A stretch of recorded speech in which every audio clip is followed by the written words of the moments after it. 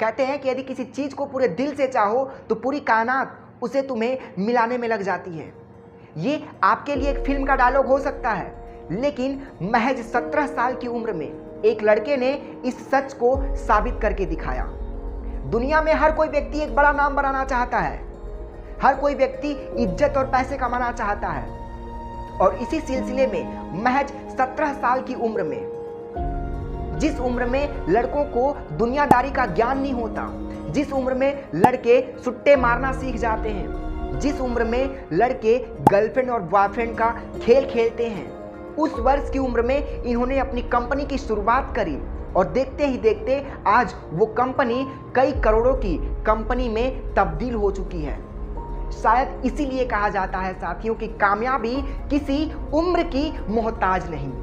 ये बातें मैंने अपने पिछले वीडियो में भी बताई थी कि कामयाबी किसी उम्र की मोहताज नहीं। नायका.com की founder and CEO Falguni Nair ने अपने 50 वर्ष की उम्र में, जिस वर्ष की उम्र में लोग अपनी हिम्मत हार जाते हैं, जिस वर्ष की उम्र में लोग अपनी आधी से अधिक एनर्जी को खो चुके होते हैं, जिस वर्ष की उम्र में लोग अपने अंतिम पड़ाव पर होते हैं, उस वर्ष की उम्र में उन्होंने अपने बिजनेस को शुरुआत किया। उस वर्ष की उम्र में उन्होंने अपने करियर को एक नया मोड़ दिया और देखते ही देखते अपनी काबिलियत के दम पर अपनी कामयाबी से लोगों को झकझोर दिया। और आज के इस वीडियो में हम बात करेंगे एक ऐसे ही शख्स की सफलता के बारे में जिन्होंने एंटरप्रेन्योरशिप की दुनिया में कामयाबी का एक नया इतिहास रचा और देखते ही देखते एक मुकाम हासिल कर लाखों और करोड़ों युवाओं के लिए एक प्रेरणा स्रोत बन गए। यदि आप एक भारतीय युवा हैं और आप लाइफ में कुछ अचीव करना चाहते हैं, एक नई शुरुआत करना चाहते हैं, तो आपको इनकी कहानी तो आवश्यक रूप से सुननी ही चाहिए। भले ही आप इस कहानी को इस वीडियो के माध्यम से ना सुने, लेकिन आपको ये कहानी जहाँ कहीं भी मिले, कहीं से भी सुने, इसको सुनना ही चाहिए। जी हाँ साथियों, आज हम आपको बताएंगे जीरो से लेकर हीरो तक, शून्य से लेकर शिखर तक ओयो के founder and CEO Ritesh Agarwal की जाने माने एवं प्रेरणादायक कहानी। इन्होंने पूरी दुनिया भर में भर भर के होटल मैनेजमेंट का एक पूरा का पूरा चेन बना दिया, जो शायद अब इतना आसान नहीं। और यही नहीं, इन्होंने दुनिया भर के बिलियनियर की लिस्ट में अपना नाम शामिल किया। तो इतने कम उम्र में इतना बड़ा नाम बनाना किसी सपने से कम है क्या दादा? अब आपके मन में एक क्वेश्चन चल रहा होगा कि करण भाई एक बात बताओ कि यार इतनी कम उम्र में, 17 साल की उम्र में इन्होंने अपनी कंपनी की शुरुआत करी, 21 साल की उम्र में एक सक्सेसफुल एंटरप्रेन्योर बने और 24 साल की उम्र में करोड़ों की कंपनी खड़ी कर अरबपतियों में अपने नाम को शामिल किया।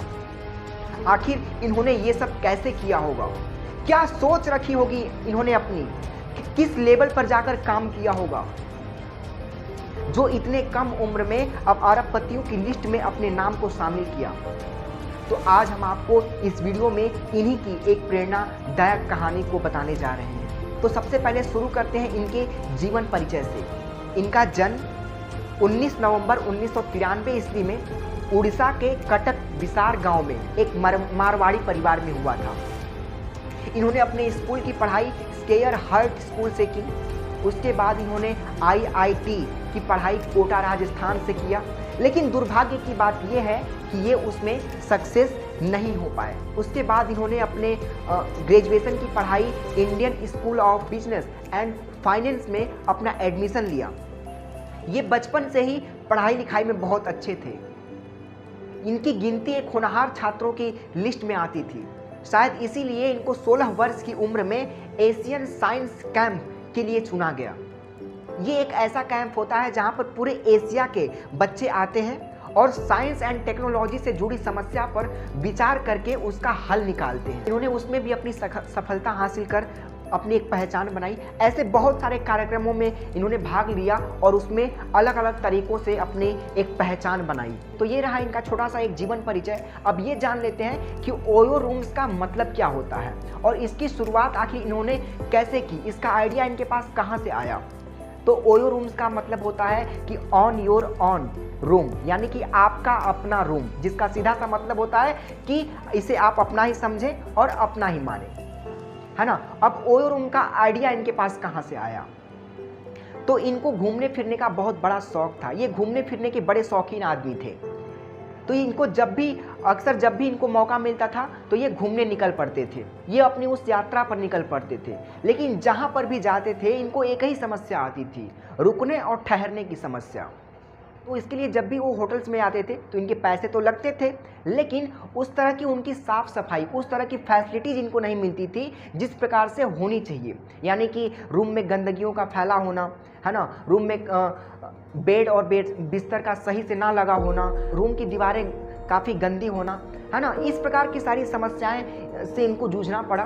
तो इन्होंने सोचा कि भाई ये केवल मेरी समस्या तो नहीं है, मेरी तरह भी और भी ऐसे लोग होंगे जो बाहर से घूमने आ रहे हैं, तो उन लोगों को भी इस प्रकार की समस्याओं का सामना करना पड़ता होगा।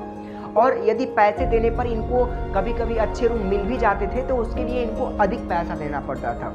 तो इस प्रकार की समस्याएं इनके दिमाग में गूंजने लगी। तो इन्होंने इस सोच को एक गहराई रूप दिया और उसके बाद इन्होंने एक ऑनलाइन कम्युनिटी बनाने की सोची, जहां पर लोग अपने नाम और पते को रजिस्टर करके ऑनलाइन होटल्स को बुक कर सकें और कम दामों में लोगों को एक अच्छे से अच्छी फैसिलिटी को प्रोवाइड की जा सके, एक ऐसी कम्युनिटी बनाने का सोचा।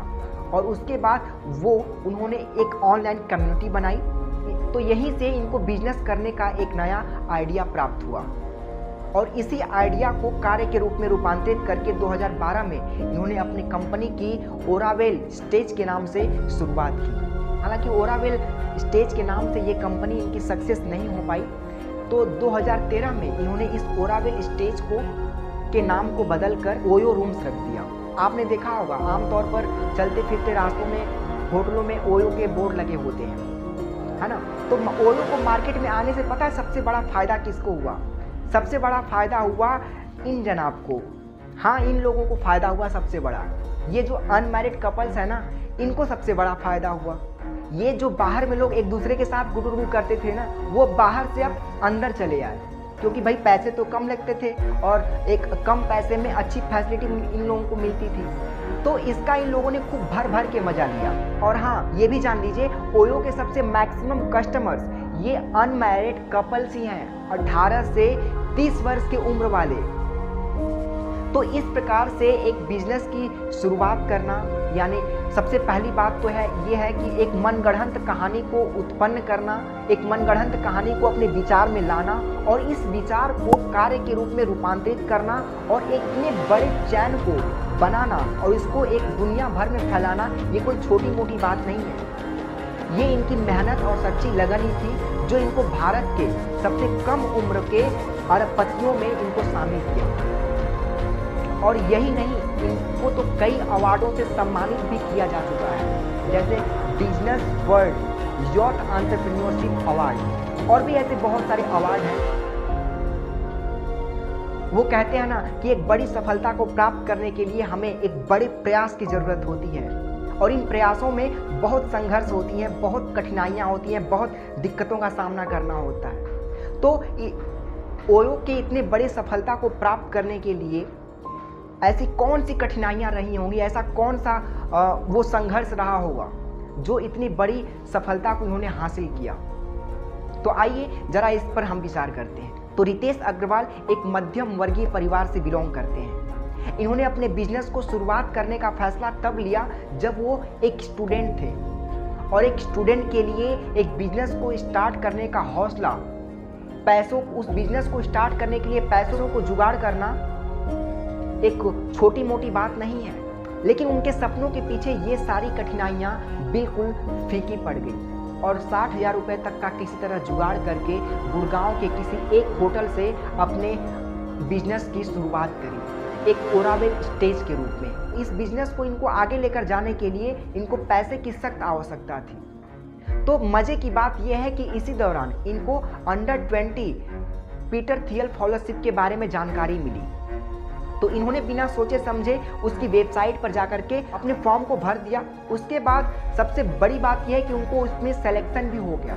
ये पीटर थियल फेलोशिप एक ऐसी संस्था थी जो 2013 में स्टार्ट हुई थी 2 साल के लिए। ये एक ऐसी संस्था थी जहां पर 20 वर्ष के कम उम्र वाले एंटरप्रेन्योर्स को चुना जाता था और चुनने के बाद उनको $1 लाख का इनाम घोषित किया जाता था। और रितेश अग्रवाल भारत के सबसे पहले व्यक्ति बने जिन्होंने पीटर थियल फेलोशिप में अपना नाम शामिल किया।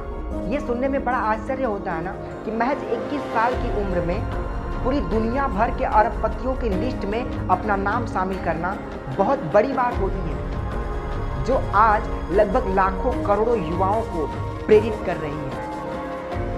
तो आज के इस वीडियो में बस इतना ही। मिलेंगे हम ऐसे ही किसी नेक्स्ट मोटिवेशनल वीडियो के साथ, एक कामयाबी की नई कहानी के साथ। यदि आपको ये वीडियो पसंद आया हो तो इसको लाइक करना, चैनल को सब्सक्राइब करना, ताकि हम भी मोटिवेट होते रहें, एक ऐसे ही दमदार कंटेंट के साथ आपके साथ प्रस्तुत होते रहें। इसी के साथ हमारे इस वीडियो को देखने के लिए आप सभी का दिल की गहराइयों से प्रेम पूर्वक बहुत बहुत धन्यवाद।